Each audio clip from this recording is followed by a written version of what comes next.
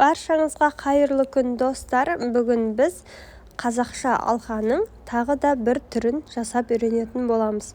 Ол үшін ең алдымен менің каналыма тіркеліп, лайк басып, тіркеліп, қоңырауша белгісін басып қоюды ұмытпаңыздар. Ол үшін бізге қажетті заттар осындай металл фурнитура және золотистый шынжыр, капля, дөңгелек моншақтар, осындай золотистый шеге, колечкалар және міндетті түрде плоскогубцы қажет болады. Таңдап алған металлымыздың көздерін санап алатын боламыз. Енді золотистый шынжырымызды алып, 11 көзді санап қиып алатын боламыз. Қақ ортасынан бастаймыз. Міне 11-ді санап аламыз осылай. Келесі екі жағын, міне 11, 10, 9, 8.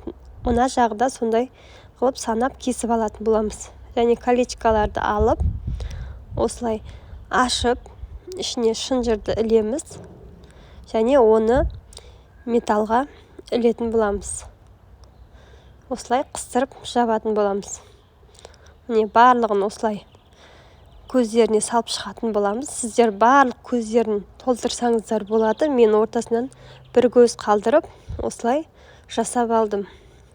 Енді шегемізді алып, шегеміздің асты бітеу, осыған капля моншағымызды өткізіп, оны шынжырымыздың ұшына өткізіп, артық жерін плоскогубцымен қиып тастап, осылай ұшын майыстырып, моншағымызға қайта айналдырып, кіргізіп, қыстыратын боламыз. Осылай тағы да біреуін көрсетейін. Міне шегемізге ілдік, шынжырымызға ілдік, артық жерін қиып тастадық. Және айналдыра моншағымыздың ішіне қайта кіргізіп қойдық. Міне осылай барлығын істеп алдық. Міне өте әдемі болып шықты. Сіздер ортасында қоссаңыздар болады. Міне шынжырымызды алып, теңді екіге бөлікке бөліп, колечканың көмегімен бірінші шынжырымызға, содан кейін металлымыздың мойынға бағытталған көзіне ілетін боламыз. Екінші жағында дәл осылай ілеміз. Міне іліп алдық. Енді шынжырымыздың ұштарына қыстырғышты ілетін боламыз.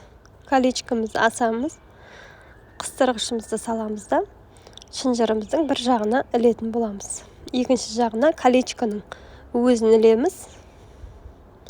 Міне осылай. Енді осылай ашып жабылатын алқа дайын болады. Міне дайын болып қалды.